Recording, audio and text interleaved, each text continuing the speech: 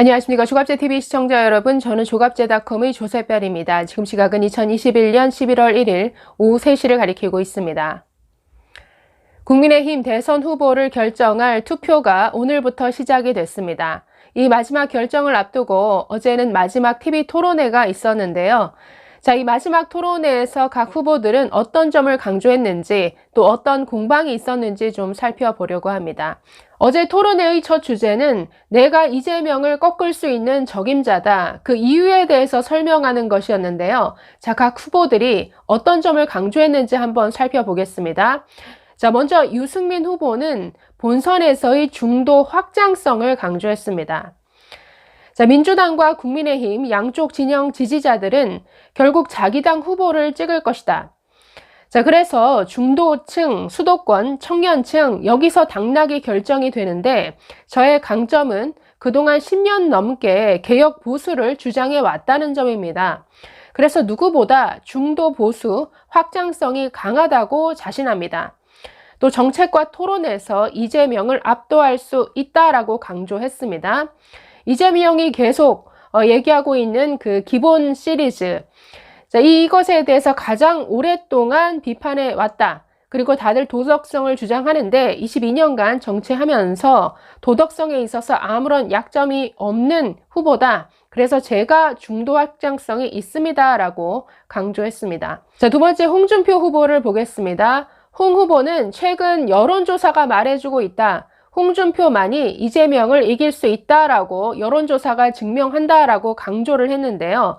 그러면서 꺾을 수 있는 이유에 대해서 이렇게 설명합니다. 도덕성에 있어서 우위다. 이재명은 쌍욕을 한다. 그리고 무상연애에 무상포퓰리즘, 또 최근에는 재난지원금을 또 주겠다라고 하면서 부채 천조 시대를 열려고 한다. 나라를 망치는 포퓰리스트다. 두 번째는 확장성이 있다라고 강조를 합니다. 최근 갑자기 1위가 될 수 있었던 것은 2040의 힘이다. 2040에서 이재명을 압도할 수 있고 10% 지지도 못 받던 호남에서 20% 지지가 쭉 나온다. 그래서 보수 지지층은 자연스럽게 우리에게 표를 줄 것이다. 그래서 경기도 차베스 이재명과 붙으려면 제가 제일 낫습니다. 이 점을 강조했습니다. 세 번째 원희룡 후보를 보겠습니다. 지금 내부 싸움하느라 우리가 중요한 두 가지를 잊고 있다라고 하면서 이재명이 얼마나 간교한지 그리고 이 정권이 얼마나 무자비한 정권인지 이 두 가지를 잊고 있다라고 강조합니다.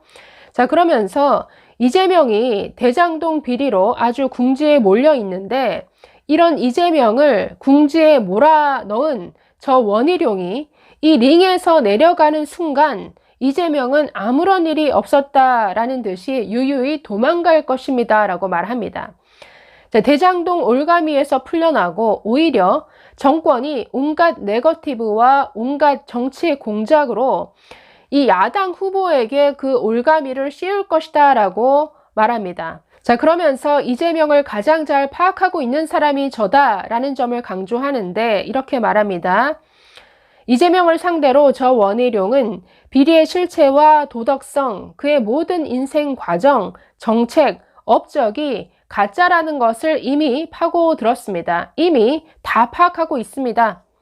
이재명을 가장 잘 알고 있고 가장 쓰러뜨릴 준비가 되어 있는 사람이 바로 저 원희룡입니다. 링에서 1대1로 4개월 동안의 싸움을 제가 맡겠습니다 라고 강조했습니다. 마지막으로 윤석열 후보는 제가 부패를 척결할 수 있는 전문가다라는 점을 강조했습니다. 이렇게 말합니다. 이번 대선은 정책에 관한 검증도 필요하겠지만 불행하게도 우리나라가 계속 부패 공화국으로 그대로 남아서 퇴보할 것인가 아니면 부패를 일소한 선진국이 되어서 청년들에게 희망을 제공할 수 있는 그런 나라가 될 것인가를 가늠하는 선거다라고 강조합니다. 그러면서 이번 선거에서는 바로 이 대장동 사건이 선거의 핵심이 될 것이다 라고 강조를 했는데요. 저는 오랜 세월 검찰에서 부패 사건을 많이 다뤄왔고 또 대장동 같은 사건을 보면 저도 후보 중에 매일같이 페이스북에 다른 게 아니라 바로 이 대장동 관련된 글만 썼습니다. 제가 바로 이쪽 분야의 전문가입니다. 사건을 보면 견적이 바로 나오는데, 그래서 이 문재인 정권, 이재명 후보 측에서 가장 두려워하는 사람이 바로 저 윤석열입니다. 자, 이렇게 강조합니다. 자, 이것 외에도 대장동 사건은 딱 보면 이것 한 건만 있을 수 없는 사건입니다. 대형 권력형 비리가 갑자기 튀어나올 수 없고 이것은 빙산의 일각일 뿐입니다. 많은 부패 사건이 그 바닥에 자리 잡고 있습니다. 국민 여러분께서 부패를 가장 잘 척결할 수 있는 사람으로 저 윤석열을 생각할 것이기 때문에 제가 적임자입니다. 자, 이렇게 강조했습니다. 자, 두 번째, 이날 토론회에서는 중도 확장성을 두고 후보 간의 공방이 있었습니다. 먼저 홍준표 후보가 포문을 열었는데 윤석열 후보를 향해서 젊은 층 지지도가 너무 낮다. 그래가지고 무슨 중도 확장성을 얘기하느냐. 자, 이 점을 가지고 공세를 펼쳤습니다. 홍 후보 이렇게 말합니다. 저는 젊은 층에서의 지지율이 50% 가까이 나옵니다. 자, 그런데 윤석열 후보를 보니까 398 후보라고 하더라. 20대에서 3%, 30대에서 9%, 40대 8%, 이런 지지율로 본선 치르기 어렵다라고 공세를 펼쳤습니다. 자, 이에 대해서 윤석열 후보는 이렇게 맞받아쳤는데요. 홍준표 후보가 중도 확장성을 얘기하고 지지율 50%를 얘기하는데 전부 민주당 지지자들의 지지더라라고 역선택을 강조했습니다.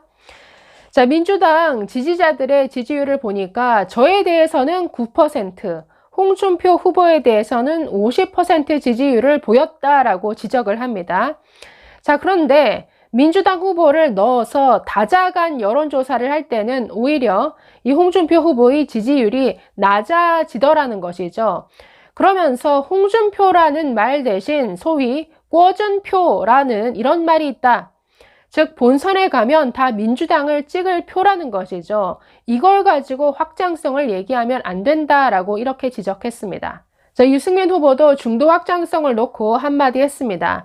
지금 지지율 1, 2위를 다투고 있는 윤석열, 홍준표 후보가 비호감도 조사에서도 1, 2위를 다투더라. 이래가지고는 중도 확장성을 얘기할 수 없다라고 지적합니다. 자, 이에 대해서 홍준표 후보는 이렇게 반격하는데요. 그러니까 비호감도도 결국은 지지율이 높은 후보에게만 적용되는 거다. 유승민 후보처럼 지지율 자체가 낮은 후보에 대해서는 뭐 호감, 비호감 이런 걸 따질 정도가 안 되기 때문에 비호감도도 낮을 수밖에 없는 것이다. 그렇기 때문에 그걸 가지고 확장성을 얘기하지 마라라고 이렇게 반격했습니다. 자, 마지막으로 어제 토론회에서 좀 몇몇 날선 공방이 있었습니다. 자, 먼저 원희룡 후보와 홍준표 후보. 자, 지난 토론회에서 둘 사이에 아주 격한 설전이 있었죠. 이재명의 공약 탄소세를 도입하는 것에 대해서 어떻게 생각하느냐 원희룡 후보가 질문을 했는데 당시 홍 후보는 시종일관 답변을 회피했습니다. 그러면서 질문 자체가 야비하다라는 표현을 썼는데요. 토론이 끝난 이후에도 질문 자체가 역겹다, 사람을 가르치려 든다 이런 표현을 썼었습니다. 자, 거기에 대한 좀 감정이 남아 있는 듯이 보였는데요. 자, 이날 홍준표 후보가 이렇게 말합니다. 제가 대통령이 되면 원희룡 후보를 대장동 TF 팀장으로 앉혀서 맡기려고 하는데 어떻게 생각하십니까? 라고 물었습니다. 자, 이에 대해서 원희룡 후보, 아니 제가 역겹다고 하지 않으셨습니까? 자, 이렇게 받아쳤습니다. 아니 그래서 홍준표 후보가 모래시계 검사라고 강조하시는데 뭐 더 잘하실 것 같습니다. 라고 이렇게 말을 했습니다. 자, 홍준표 후보는 대장동 비리만 가지고 대선을 하는 게 아니다.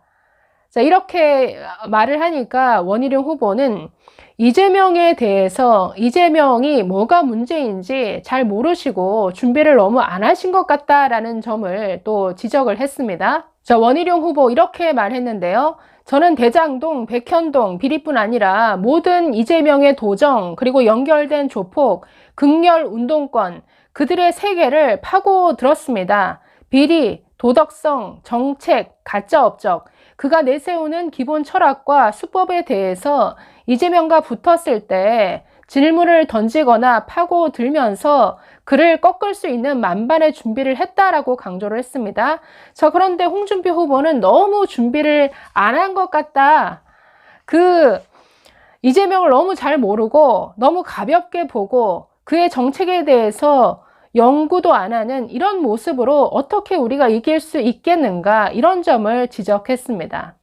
자, 어쨌든 두 후보 이런 공방을 벌이다가 나중에는 홍준표 후보가 제가 좀 과했던 것 같다, 이렇게 사과를 하기도 하고 훈훈한 마무리하는 이런 모습을 또 보여주기는 했습니다. 자, 또 유승민 후보와 윤석열 후보 사이의 공방도 있었습니다. 사실 토론회 내내 윤석열 후보에 대한 인신공격을 가장 많이 한 사람이 유승민 후보였는데요. 자, 이날도 좀 물고 늘어진 게 있습니다. 자, 지난 부울경 지방 순회 토론회에서 당시 윤석열 후보가 질문한 게 있습니다. 유승민 공약 중에 부울경 지역의 영호남을 아우르는 반도체 클러스터를 100조를 투입해서 만들겠다, 이런 공약이 있었습니다. 당시 윤석열 후보는 대체 공약은 좋은데 어떤 입지에 마련을 할 것이며, 그리고 전력은 어디에서 끌어올 것인지 뭔가 현실적인 대안이 없는 것 아니냐, 이게 보통 문제가 아닌데, 자, 이런 점을 지적을 했었습니다. 자, 그런데 여기에 대해서 유승민 후보가 윤석열 후보가 뭔가 남부 경제권을 활성화시킬 이런 방안에 대해서 전력을 문제 삼고 위치를 문제 삼으면서 반대하더라. 어떻게 이걸 반대할 수 있느냐. 아주 이렇게 굉장히 열을 올렸습니다. 저는 이 문제 제기가 참 좀 부적절하다라고 생각했는데, 공약 자체가 현실성이 있는 공약인지를 따지기 위한 질문이죠. 공약 자체는 좋은데 정말 산간 지역에 반도체를 공장을 하나 짓고 하려면 얼마나 많은 전력이 소모가 됩니까? 그러면 송전선을 어떻게 할 것이며, 그러니까 전력을 어떻게 끌어올 것인지 굉장히 현실적인 문제죠. 여기에 대한 대안 당연히 있어야 되는데, 그거를 따져 묻는 질문 자체가 마치 이 공약을, 즉 남부 경제권 활성화에 관심이 없는 이런 것 아니냐라고 발끈하는 것은 저는 좀 맞지 않다라고 생각했는데, 어제 그런 식의 반응을 보였습니다. 자, 어쨌든 윤석열 후보 공약에 대한 어떤 현실성을 지적한 것이다 라는 말을 했음에도 불구하고 유승민 후보는 계속 공약 자체를 반대한 것으로 몰아가는 좀 이런 분위기가 공방을 통해서 좀 형성이 됐습니다. 자, 어쨌든 어제까지 마지막 토론회가 마쳐졌습니다. 이제 지금 투표만이 남았는데 마지막까지 어제 열띤 토론회였습니다. 각자 내가 이재명을 이길 수 있는 적임자다, 각자 다른 방법으로 호소를 했는데, 글쎄요, 유권자들은 어떻게 받아들일지, 누구를 적임자로 선택할지 그 결과를 봐야 할 것 같습니다. 감사합니다.